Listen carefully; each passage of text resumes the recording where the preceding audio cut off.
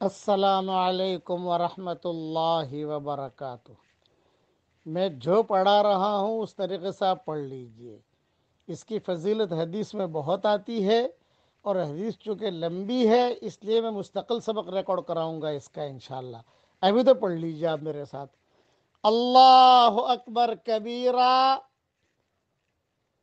عدد الشفع والوتر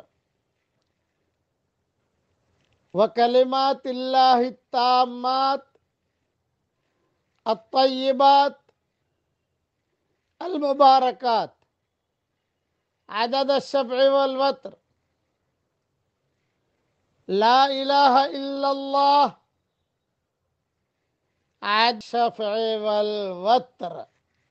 بس اتنا پڑھ لیجئے آپ، اور اس کی فضیلت لمبی حدیث ہے، میں انشاءاللہ مستقل سبق ریکارڈ کرا دوں گا اس کا۔ اللہ تعالیٰ اس پڑھنے کو قبول فرمائے۔ یہ کلمات پڑھنے والے کو جنت میں داخل کرا دیتے ہیں۔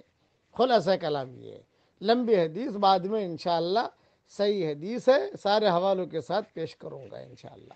اللہ تعالیٰ ہم سب کو جنت الفردوس میں حضور صلی اللہ علیہ وسلم کے پڑوس میں اور ہماری قیامت تک کے آنے والی نسلوں کے ساتھ اللہ تعالیٰ ہم سب کو جمع فرمائے، آمین۔